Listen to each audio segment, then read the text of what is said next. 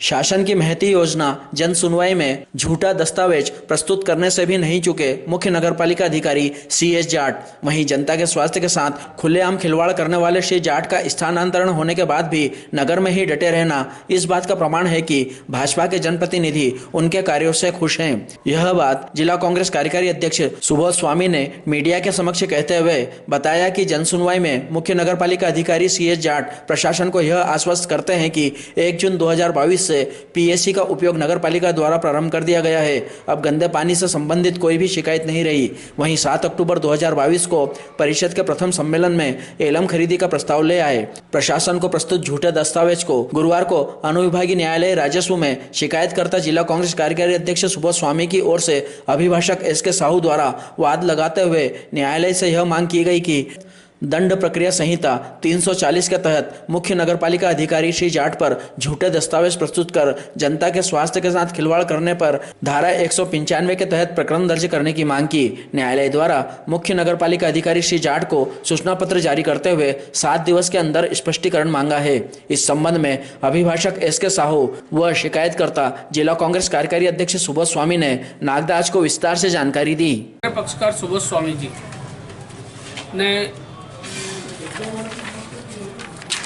कुछ समय पूर्व जन सुनवाई में माननीय SDM साहब के समक्ष एक आवेदन दिया कि नगर में केमिकल डिवीज़न उद्योग के यहाँ पर PSC उत्पादन होता है जो कि इंडिया के कई प्रांतों में जाता है और विशेषकर दिल्ली जल बोर्ड भी प्रतिवर्ष लेता है और 36,000 मीट्रिक टन के आसपास हर साल वो लेता है।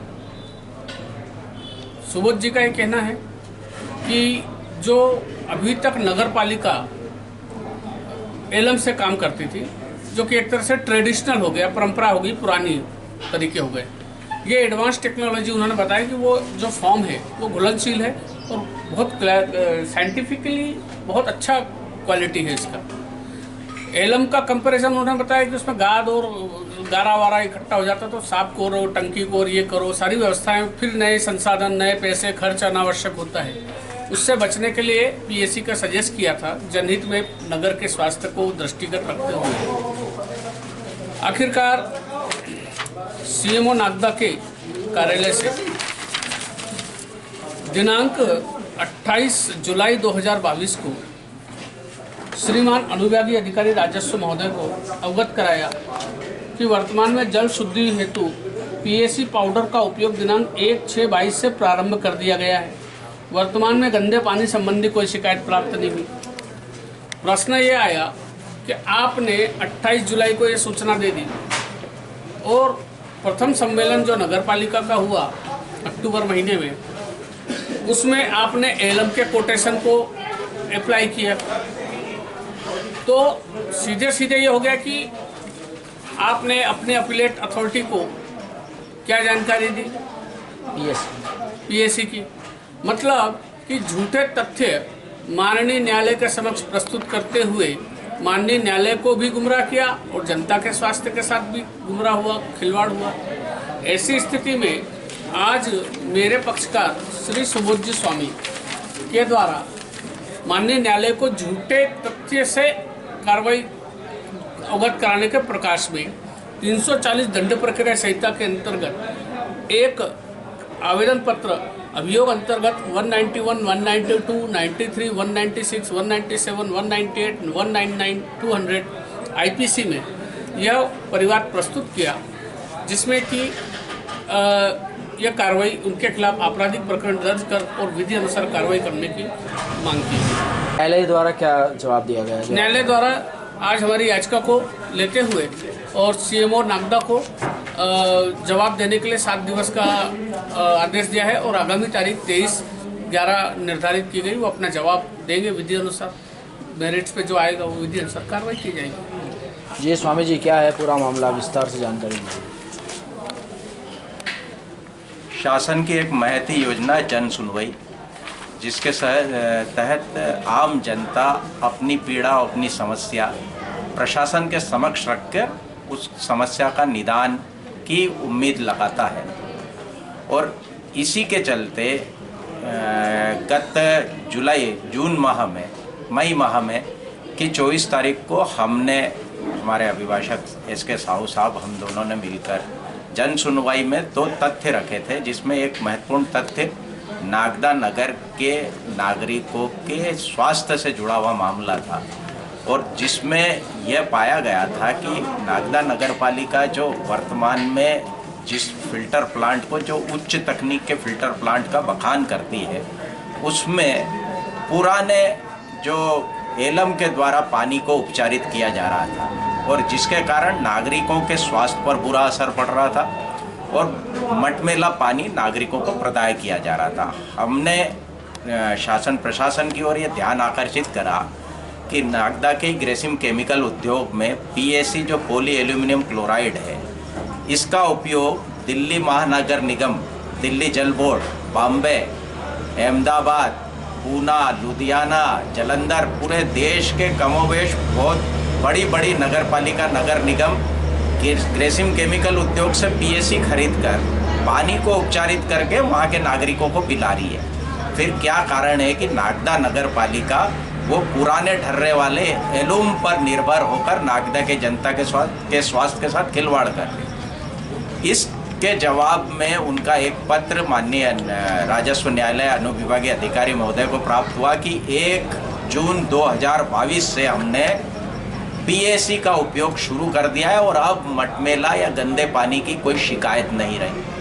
अब हास्यास्पद बात यह है कि जब 1 जून 2022 से आपने PAC का उपयोग प्रारंभ कर दिया पानी को उपचारित करने के लिए, और 7 अक्टूबर 2022 को परिषद का हुआ सम्मेलन, पहला सम्मेलन में आप एलम खरीदी, टनों से खरीदी का प्रस्ताव ला रहे हो परिषद में।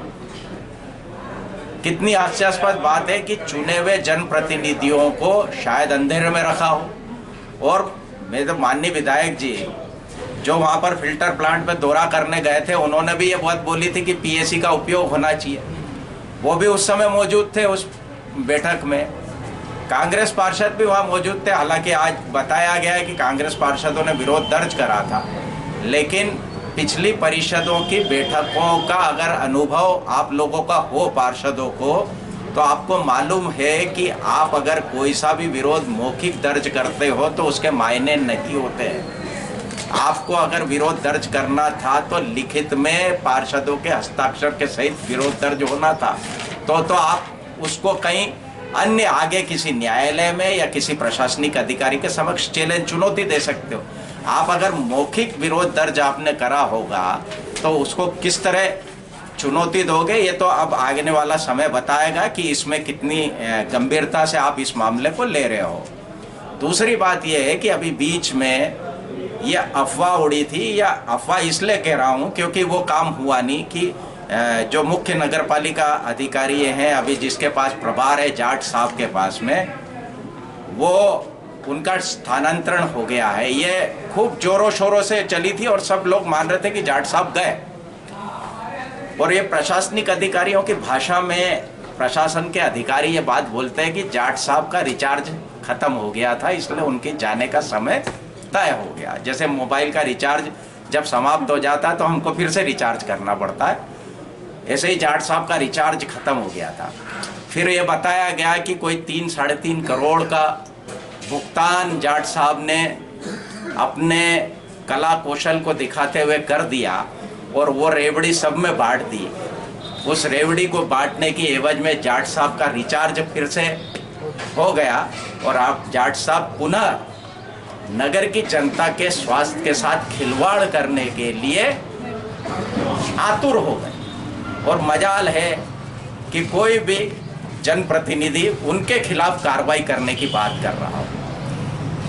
स्विमिंग पूल का मामला हो गया, एक बच्चे की जान चली गई, मिर्जा को दोषी मान के उनको पहुंचा दिया मिर्जा जी को। मुख्य नगर पालिका अधिकारी का कोई दायित्व नहीं था, उसे बचा लिया गया। मतलब जाट साहब का रिचार्ज खत्म नहीं हुआ, इसलिए उसे बचाया जा रहा है। कुल मिला के खैर वो वाली बात अलग है, स्थानांतरण वाली, लेकिन जनता के स्वास्थ्य के साथ जो खिलवाड़ कर रहा और शासन की इस महती योजना जन सुनवाई को जो मजाक समझ रहा है, जो नोटंकी समझ रहा है, जो धत्ता बता रहा है, उस अधिकारी को पाल के रख रहे हैं। पाल के इसलिए रख रहे हैं कि मोटा माल, कमीशन का एक मोटा माल जाट साहब सबकी जेबों में डाल रहे हैं। आने वाले समय में इसको तथ्यात्मक तरीके से बताया जाएगा, दस्तावेजी प्रमाण के साथ। हमने ये भी जो बात आज माननीय न्यायालय अनुविभागीय अधिकारी के समक्ष हमारे जो अभिभाषक है एस के साहू साहब ने जो रखी, दंड प्रक्रिया संहिता 346 के अंतर्गत धारा 191 से सपठित धारा 200 तक में हमने कार्रवाई की मांग करी और न्यायालय ने इस पूरे प्रकरण को गंभीरता से लिया। उन्होंने नोटिस जारी करे हैं और 7 दिन के अंदर जाट साहब, सीएमओ साहब, मुख्य नगर पालिका अधिकारी को मैं दस्तावेज के सहित इस कोर्ट में आने का आदेश करा है। हम चाहते हैं कि नगर पालिका नागरिकों के स्वास्थ्य के साथ खिलवाड़ न करे और इसके लिए अगर सड़कों पे आना पड़ेगा तो वो भी आएंगे और जनता के स्वास्थ्य के साथ आपको खेलने नहीं दिया जाएगा।